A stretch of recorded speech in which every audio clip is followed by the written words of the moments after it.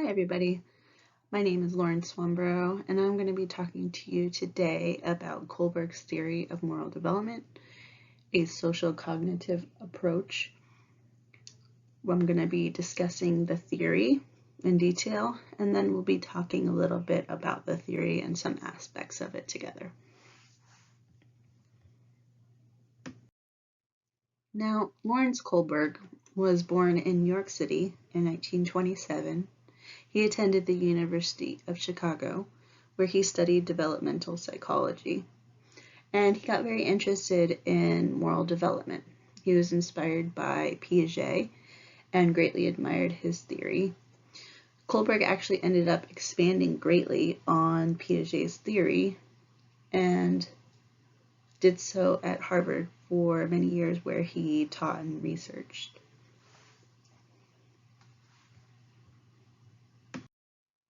Kohlberg's theory of moral development is broken down into three different levels: pre-conventional, conventional, and post-conventional.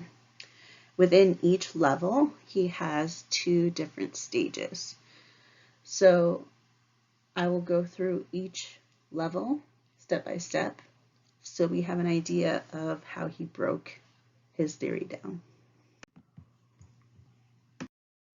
Before I get into the different levels, I want to talk a little bit about what Kohlberg's thought process was. Now, Kohlberg was very interested in how children make decisions, why they think something is right and why they think something is wrong. Obviously, moral development, moral maturity. Kohlberg claimed that the reasoning behind a child's decision is more important than their actual decision. Why they came up with that response is much more important than their actual response. So he aimed to study children of all ages to see what their thought processes were. Now, Kohlberg had a tool he used to study children, and it was basically a hypothetical situation where he presented information to different ages of children, and they responded to whether they thought the situation was right or wrong. And from those responses, he drew up his theory of moral development and laid out the three levels and the 6 stages within those 3 levels. The first level is the pre-conventional level. At this level, children don't have a personal code of morality yet. The decisions are guided by the standards of adults, teachers, parents, policemen. What they say is right, and what they say is wrong is wrong. Bad things are punished and good things are rewarded. And Kohlberg said this level lasts until about age 9. Now, the 2 stages within the pre-conventional level are 1, obedience and punishment orientation, and 2, individualism and exchange. Stage 1 is obedience and punishment. Within this stage, a child is good to avoid punishment. They're looking for rewards or they're looking to avoid punishment. Very basic, very black and white. In stage 2, the child develops a little bit. They recognize that there's not just one right view and not just one wrong view. That differing individuals have differing viewpoints. What is right depends on your perspective. So a little bit of maturity going on there, but things are still very black and white. Moving on to the conventional level. The conventional level is characterized by the acceptance of social rules concerning right and wrong. So we step out of being an individual to being an individual in society. What is right according to my social surroundings? Now, stage 3, good interpersonal relationships. Within this stage, a child is good in order to be seen as good by others. They're looking for approval and they're seeking not just rewards, but to be in good favor. Stage 4, maintaining the social order. Within this stage, a child becomes aware of the wider rules of society, and their judgments rely on obeying the rules in order to obey the law and to avoid feeling guilty. So this level is characterized by an individual trying to fit into society. Where do I fit? Am I playing the right role? This is the main level of the theory of moral development. Now, the post-conventional level is characterized by an individual's understanding of universal ethical principles. So now we're stepping outside of society and we're thinking on a higher level. What is universally right? What is universally wrong? Above and beyond societal norms and laws. And this level, individual judgment is based on self-chosen principles, and moral reasoning is based on individual rights and justice.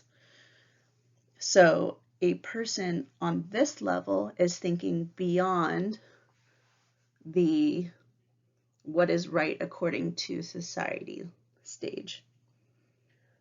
The stage 5 is social contract and individual rights. Within this stage, the child becomes aware that while rules and laws exist for the greater good, sometimes they will work against the interest of certain individuals. So they're becoming aware that law isn't concrete. What is law doesn't necessarily mean it's just or right, or that it works out for everyone in every situation. Stage 6, universal principles.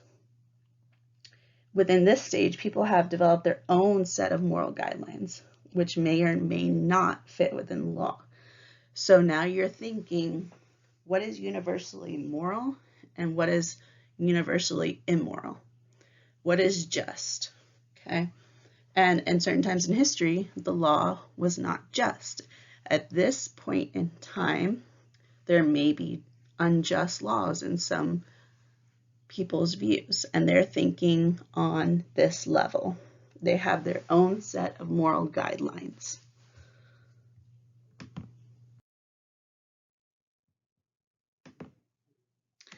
Now that I've reviewed the 3 levels and the 6 different stages of Kohlberg's theory of moral development, I want to discuss a little bit the transition between the 3 different levels and where children fall on that pyramid or that chart. So let's first discuss what is key in the transition between the 3 different levels. Why is there a distinction between pre-conventional, conventional, and post-conventional? So let me give you a second to think about that, and then we'll talk about it.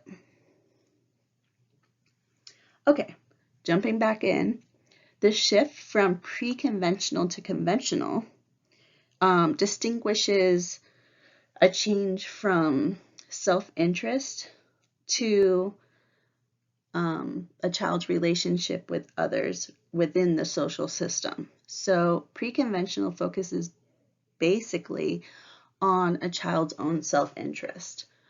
What do they get out of the situation? Rewarded, punished, very black and white. When we transition to the conventional stage, we are talking about a child's relationship with others.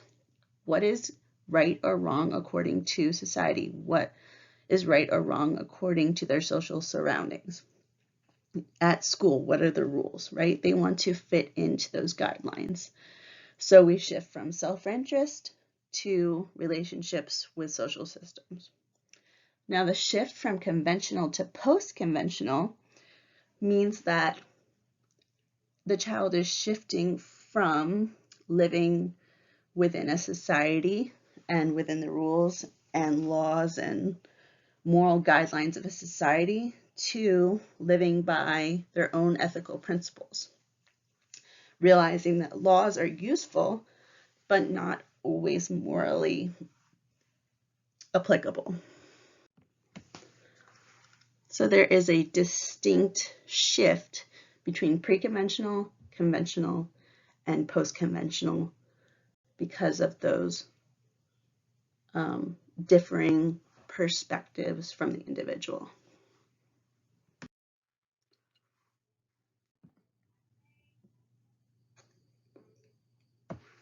Our next discussion prompt is going to go over stage 6 and whether all children or individuals reach that level of thinking.